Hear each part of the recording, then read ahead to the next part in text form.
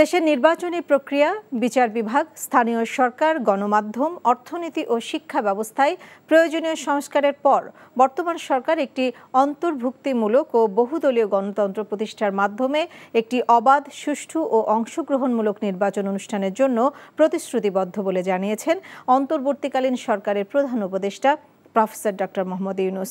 Third voice of global south সামিটে রাখা বক্তব্যে তিনি এসব কথা বলেন। ভারতের আয়োজনে অনুষ্ঠিত ভার্চুয়াল এই সামিটে ভারতের প্রধানমন্ত্রী নরেন্দ্র মোদী উদ্বোধনী বক্তব্য রাখেন। সামিটে ভারত, বাংলাদেশ ছাড়াও ভুটান, নেপাল, আফগানিস্তানের সরকার প্রধানগণ যোগ দেন। প্রধান উপদেষ্টা তার বক্তব্যের শুরুতেই গত 5 আগস্ট বাংলাদেশে ছাত্র জনতার অভ্যুত্থানের মাধ্যমে দ্বিতীয় বিপ্লবের কথা স্মরণ করেন।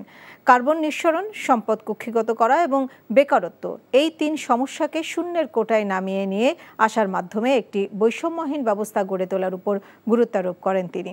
বাংলাদেশের রাজধানী ঢাকাকে গ্রাফিতির রাজধানী উল্লেখ করে ভারতীয় প্রধানমন্ত্রীকে দ্রুত বাংলাদেশ সফরের আমন্ত্রণ জানান বাংলাদেশের অন্তর্বর্তীকালীন সরকারের প্রধান।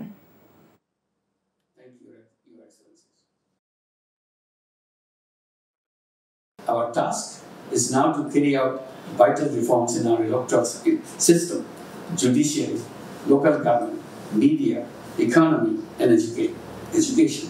We are holding dialogue with political parties, civil society leaders, and experts to give shape to democratic aspirations of our revolutionary institutions. Our government is committed to ensuring a transition to an inclusive and pluralistic democracy and create an environment in which free, fair, and participatory elections can be held.